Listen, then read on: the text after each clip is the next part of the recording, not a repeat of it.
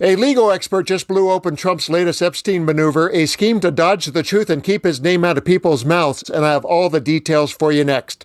I'm Dan, and this is another Occupy Democrats report. Please don't forget to hit that subscribe button for all of our Trump Epstein updates and much more. Are you still talking about Jeffrey Epstein?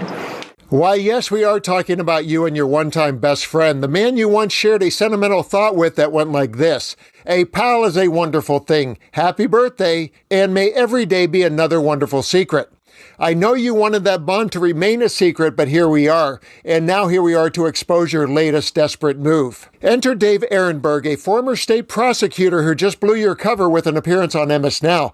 Let's pick up the conversation as he shares why Trump's name was recently seen on Epstein-related documents, in spite of his people being in charge of the redaction process.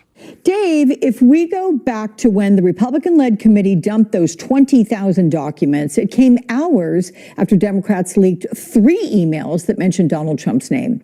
Does it surprise you that redaction slipped through the cracks and what should have gone into the redaction process?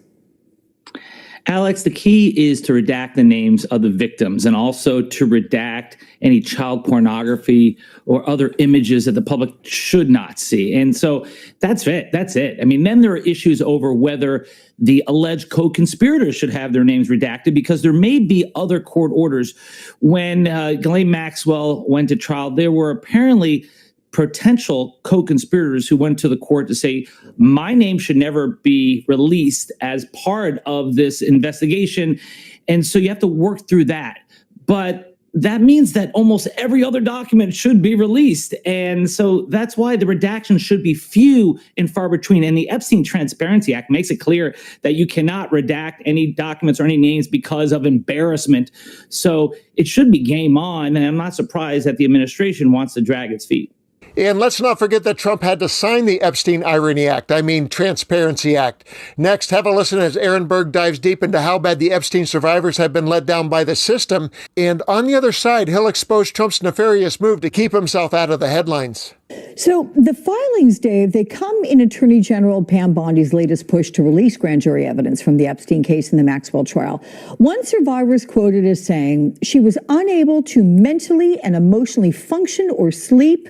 Another said the situation was, quote, very scary. And lawyers said transparency cannot come at the expense of privacy, safety, and protection of those who were abused. But the harm is already being done. So what duty does DOJ now owe survivors?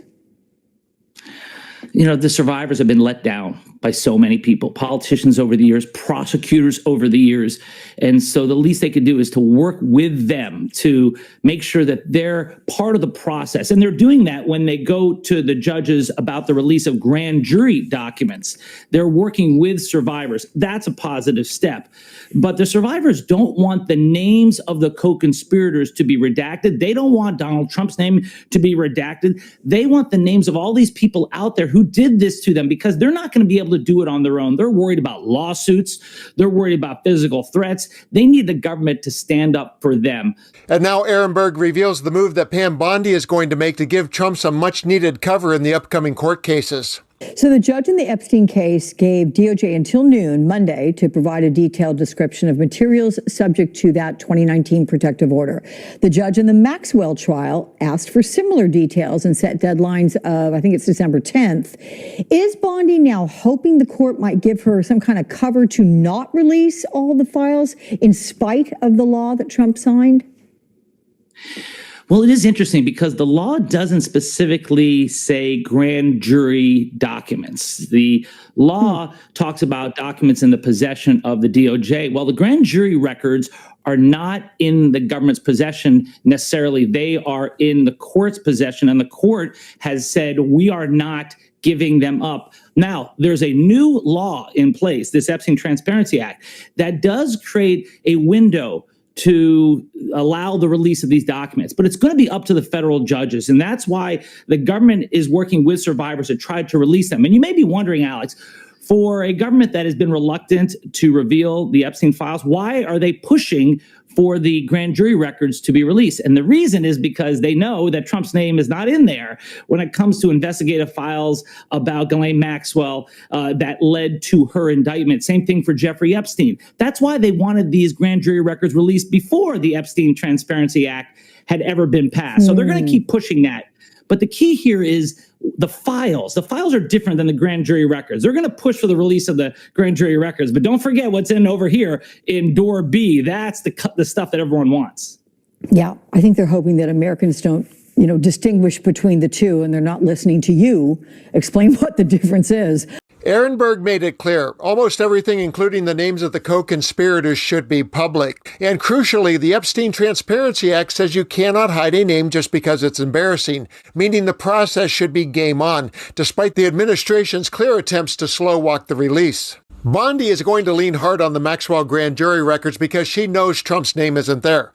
Meanwhile, the files that can actually hurt Trump are in the DOJ's possession. She's banking on Americans not understanding the difference, but make no mistake, those files are where the investigators who are hell-bent on bringing justice to the victims are headed.